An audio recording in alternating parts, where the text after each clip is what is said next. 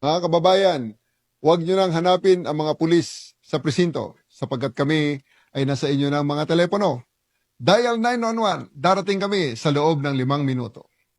Lilingkod sa bawat Pilipino at magbibigay ng tamang impormasyon para sa tahimik at maayos na Pilipinas. Police News Network, alagad ng batas, tagapagtaguyod ng balitang pulis, sandigan ng mamamayan, patnubay ng katotohanan. La Campo Crame, maghahatid ng pinakahuling kaganapan at nagbabagang balita. Ito ang PNN Police News Network. At ngayon, ang inyong mga tagapagbalita. Magandang hapon, Bagong Pilipinas. Kami ang inyong alagad ng batas, tagataguyod ng Balitang Pulis. Patrolwoman Meritoni Veva mula sa Southern Police District. At ngayong hapon, makakasama po nating bilang guest co-host si Seaman First Class Jomel Andes mula sa Philippine Navy. Magandang hapon sa iyo, sir. Magandang hapon po, ma'am. Maraming salamat po sa Philippine National Police sa pagkakataong maging bahagi ng inyong programa. Kami po ay maghahatid sa inyo ng tamang balita, kwento ng pulis at serbisyo para sa mamamayan, at ito ang PNP News Online. Ang pangunahing balita ng Police News Network, alagad ng batas, tagataguyod ng Balitang Pulis.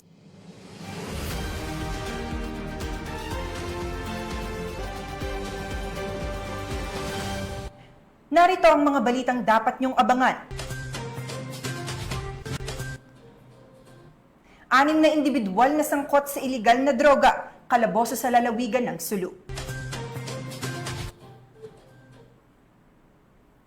Lalaking may kasong 25 bilang ng sexual assault, arestado sa Davao del Norte. At most wanted person sa kasong rape, huli na ng Bulacan PNP.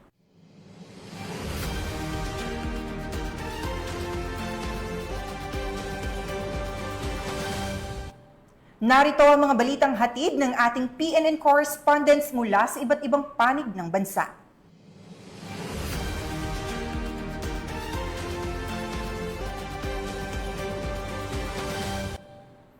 Simulan natin ang balita mula sa bahagi ng Luzon.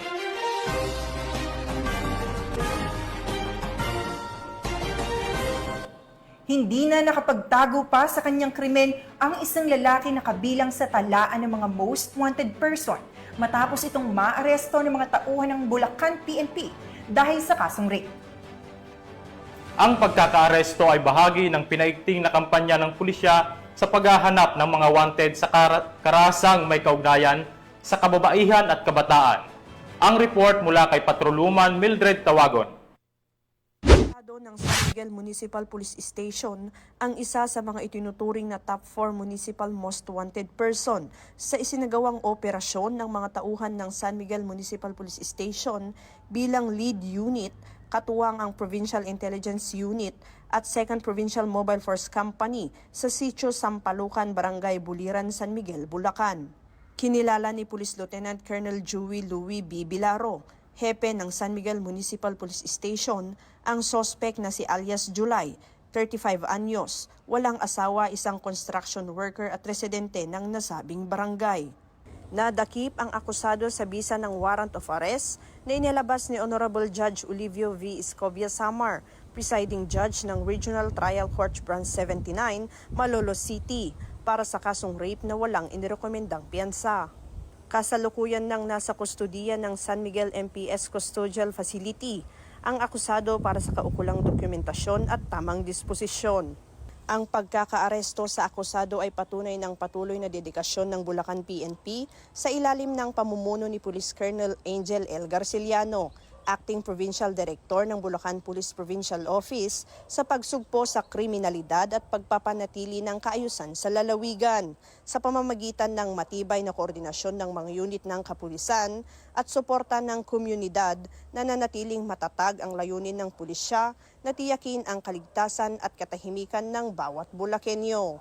Mula dito sa Bulacan Police Provincial Office, ako ang inyong PNN correspondent, Patrolwoman Mildred A. Tawagon, alagad ng batas, tagataguyod ng Balitang Pulis. Maraming salamat, Patrolwoman Tawagon.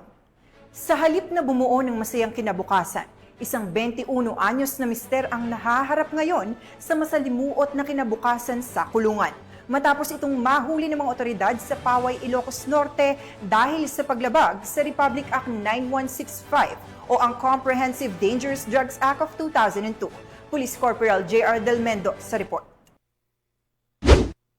Nang kawala sa mga otoridad ang isang 21 anyos na mister na isa ring street-level individual dahil sa paglabag sa Republic Act 9165 o Comprehensive Dangerous Drugs Act of 2002 sa Barangay Paratong, Paway, Ilocos Norte. Una rito, kasalukuyan noong nagsasagawa ng mobile patrol ang mga miyembro ng Paway Municipal Police Station sa nasabing lugar nang matsyempohan ng nasabing sospek lula ng isang motorsiklo at mabilis ang pagpapatakbo mula sa timbog na direksyon. Ayon sa report, nang makita umano ng sospek ang mga pulis ay dito na agad umiwas ang sospek. Kasunod nito, ang kahina-hinalang pagtapon nito ng isang sunglasses case. Ang nasabing pangyayari ay nakita ng mga nagpapatrolyang pulis at nang kumpirmahin ang laman ng sunglasses case ay tumambad sa kanila ang dalawang plastic sachet ng hininalang shabu dahilan upang habulin ng mga otoridad ang sospek. Tinangka pa umano ng sospek na tumakas sa pamamagitan ng pagtalon sa madamong bahagi ng lugar pero matagumpay pa rin itong nahuli ng mga pulis. Maliban sa hininalang shabu ay narecover din mula sa sospek ang isang ziplock na naglalaman ng hininalang marijuana na may timbang na 10 gramo, 15 piraso ng open plastic sachets, ang nasabing sunglasses case at isang motorsiklo. Ang inventory at marking sa mga ebidensya ay sinagawa sa mismong pinangyarihan ng insidente sa presensya ng suspect at ng mga mandatory witnesses. Mula dito sa Ilocos Region, ako ang inyong PNN correspondent, Police Corporal J.R. Del Mendo, alagad ng batas, tagataguyod ng Balitang Pulis. Maraming salamat, Police Corporal Del Mendo. Kalaboso ang isang lalaki nang arestuhin ito ng mga operatiba ng Pasig PNP dahil sa patong-patong nitong kaso. Narito ang detalye ng report mula kay Patrolwoman Mika May Bahiwag. Arestado ang isang lalaki ng mga tauhan ng Pasig City Police Station bandang 5:45 ng hapon sa kahabaan ng Tambakan 2, Tuason Compound, Barangay San Miguel, Pasig City nitong ika-2 ng Hulyo, taong kasalukuyan. Kinilala ang suspect na si alias Marshall, 49 anyos at residente din sa nasabing lugar kung saan ito naaresto. Ayon sa ulat, nagsasagawa ng detective patrolling at anti-criminality operation ang mga tauhan ng nasabing istasyon nang maaktuhan ang isang grupo na naglalaro ng Cara-E Cruz na nag-ugat sa pagkakaaresto ng suspect. Samantalang ang kanyang mga kasamahan ay nakatakas. Na-recover mula sa suspect ang isang pirasong heat-sealed transparent plastic sachet na pinaghihinala ang shabu na may tinatayang timbang na 0.05 gramo, isang improvised na pen gun na may ukit na A1 sa frame at barrel, isang live ammunition ng 9mm caliber na may ukit na A2, 2 piraso ng 100 piso at 3 pirasong pisong barya na ginamit bilang flipper. Ang suspect at ang mga nakumpiskang ebidensya ay dinala sa EPD Forensic Unit para sa drug test, laboratory at ballistic examination at pagkatapos ay dinala sa Rizal Medical Center para sa medical examination. Siya ay mahaharap sa kasong paglabag sa PD 1602, Section 11, Article 2 ng Republic Act 9165 o ang Comprehensive Dangerous Drugs Act of 2002 at Republic Act 10591 o ang Comprehensive Firearms and Ammunition Regulation Act. Mula dito sa Camp Bagong Diwa, Bikutan, Taguig City, ako ang inyong PNN correspondent, Patrolwoman Mika May Bahiwag, alagad ng batas, tagataguyod ng Balitang Pulis. Maraming salamat, Patrolwoman Bahiwag. Tunghayan naman natin ang mga balita mula sa Visayas.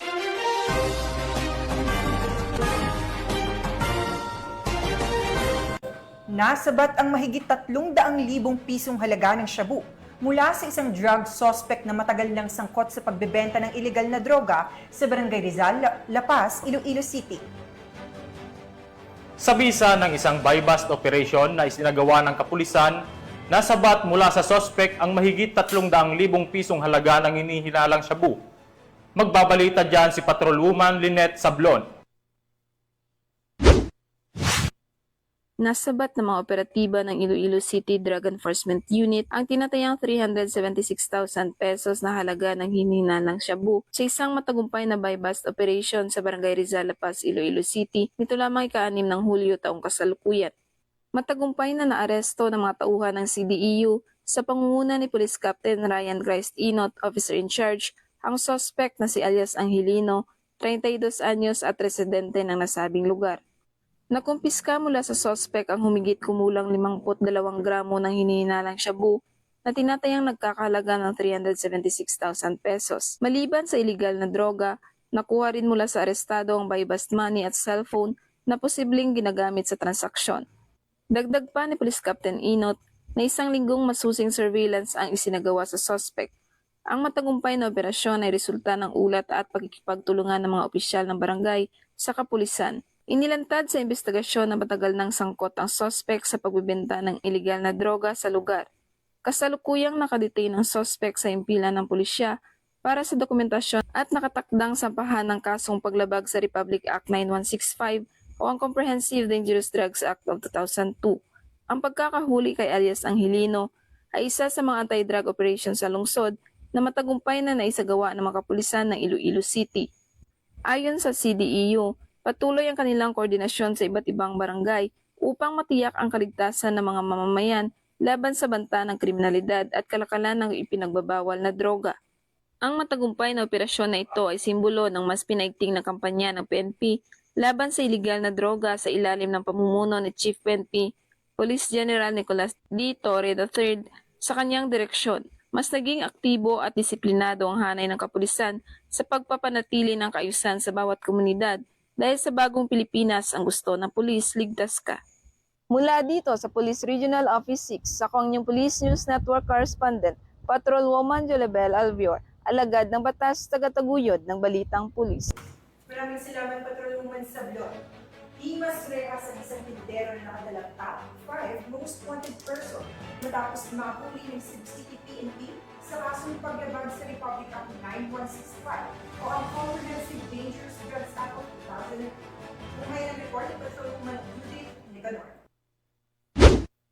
Tulungan ang bagsak ng isang vendor na top 5 most wanted person sa kasong paglabag sa Republic Act 9165 o Comprehensive Dangerous Drugs Act of 2002 matapos maaresto ng mga kapulisan ng Cebu City sa Sitio Ermita, proper Barangay Ermita, Cebu City nito lamang nakaraan.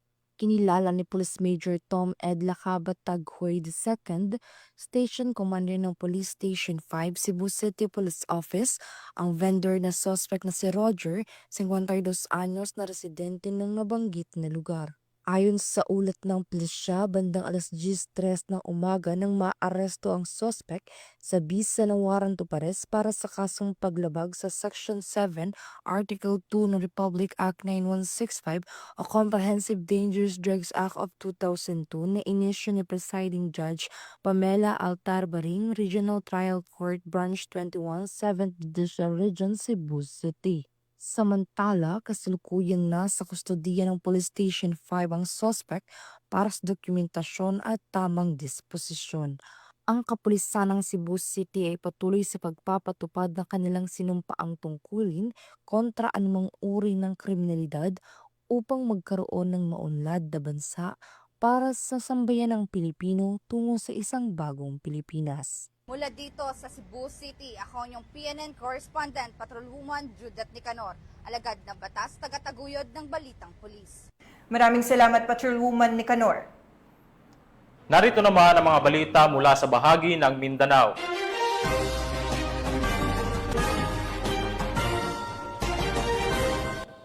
Isang lalaki na may 25 bilang ng kasong sexual assault ang tuluyang nasukol ng mga tauhan ng San Isidro Municipal Police Station sa Davao del Norte.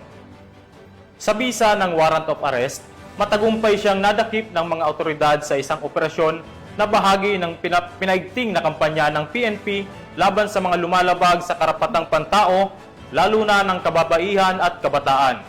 Patrolwoman Shaira Rose Aquino sa balita. Tagumpay ng naitala ng San Isidro Municipal Police Station matapos maaresto ang isang lalaking may 25 bilang ng kaso ng sexual assault na may kabuuang piyansa na 5 milyong piso noong Hulyo 5 sa Purok Cacao A, Barangay Sawata, San Isidro. Ayon kay Police Captain Manuel D. Aspelyaga, officer in charge ng San Isidro Municipal Police Station, kinilala ang suspect sa alias na Florencio, 28 anyos at residente ng Purok Unigo, Barangay Pinamuno sa nasabing bayan. Siya ay tinuturing na top 6 most wanted person sa lalawigan ng Davao del Norte. Ang matagumpay na pag-aresto ay bahagi ng patuloy na kampanya ng Philippine National Police laban sa mga kriminal na patuloy na tinutugis ng batas bilang bahagi ng pagtitiyak sa seguridad at hustisya sa komunidad. Mula rito sa Police Regional Office 11, ako ang inyong PNN correspondent, Patrolwoman Shaira Rose Aquino, alagad ng batas, tagataguyod ng Balitang Pulis.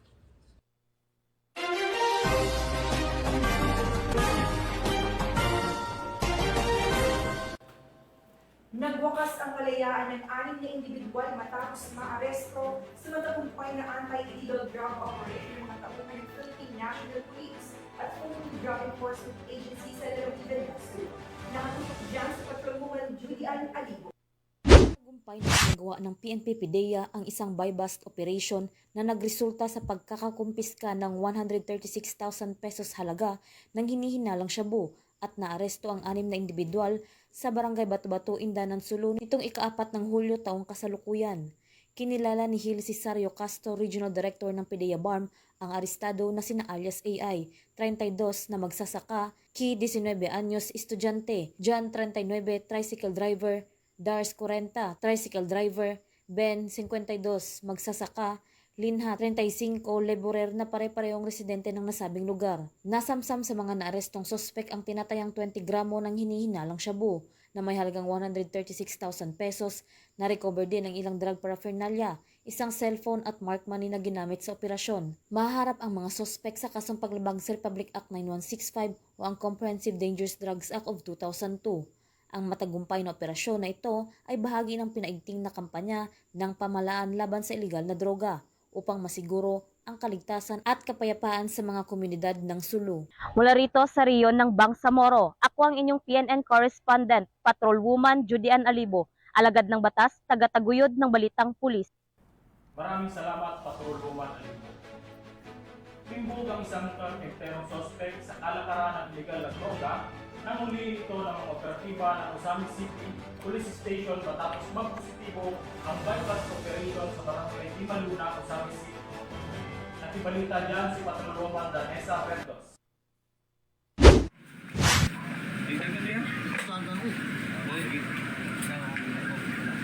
Tiklo ang dalawang individual sa ikinasang bypass operation ng mga operatiba ng Ozami City PNP sa barangay Dunya Consuelo, Ozami City, Misamis Occidental. Kinilala ni Police Lieutenant Colonel Harvey Abellanosa, officer in charge ng Ozami City Police Station, ng mga suspect na si alias Iboy at alias Mark, mga lalaki at mga residente ng nasabing lugar.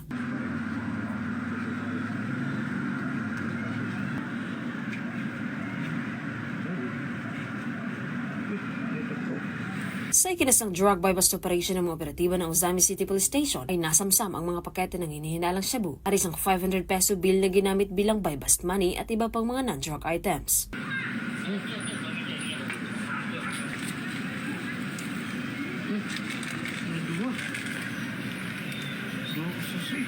Naharap ang mga suspect sa kasong paglabag sa RA 9165 o Comprehensive Dangerous Drugs Act of 2002.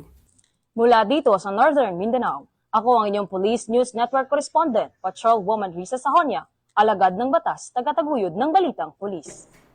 Maraming salamat, Patrolwoman Verdos. At yan ang mga balitang nakalap ng ating PNN correspondents mula Luzon, Visayas at Mindanao. At bago tayo magtapos, gusto ko pong magpasalamat sa masusugid na manonood ng Police News Network at syempre sa ating guest co-host ngayon na si Seaman First Class Jomel Andes na mula po sa Philippine Navy. Baka meron po kayong gustong batiin o pasalamatan, sir. Nais ko rin pong pasalamatan at batiin ang aming Flag Officer in Command, Vice Admiral Jose Ma Ambrosio, Q. Espelita, Philippine Navy, ang aming Simug PN Commander, Captain Gregory Gerald B. Public, Philippine Navy General Staff Corps, ang aming Deputy Commander, Civil Military Operations Group, Philippine Navy, Colonel Nilo Hapson, Philippine Navy Marines, General Staff Corps, at ang aming Acting Chief of Staff Simog PN at Commandant Simo School na si Commander Lady Chatterley Alvaro Sombiling, Philippine Navy. Maraming salamat po, sir. At binabati ko rin po ang buong Southern Police District, lalong-lalo na po ang aming Acting District Director, Police Brigadier General Randy E. Arceo, ang buong command group at ang aming Officer in Charge, Police Lieutenant Margaret T. Panaga at ang buong Public Information Office. Sa ngalan ng pamunuan ng Philippine National Police, sa pangunguna ni PNP Chief Police General Nicolas Torre III at sa pamumuno ni President Ferdinand Bongbong Marcos Jr., kami ay maglilingkod sa bawat Pilipino at magbibigay ng tama at balanseng balita. Huwag niyo nang hanapin ang mga pulis sa mga presinto sapagkat kami ay nasa inyo ng mga telepono. Dial 911, darating kami sa loob ng 5 minuto. Dahil sa bagong Pilipinas, ang gusto ng pulis, ligtas ka. Mula rito sa tanggapan ng tagapag-ugnay ng pambansang pulisya, kami ang inyong alagad ng batas, tagapagtaguyod ng Balitang Pulis. Patrolwoman Meritoni Veva mula sa Southern Police District. At Seaman First Class Journalist Jumeli Mendez mula sa Philippine Navy, maghahatid ng tamang balita, kwento ng pulis at serbisyo para sa mamamayan, at ito ang PNP News Online. Ang pangunahing balita ng Police News Network.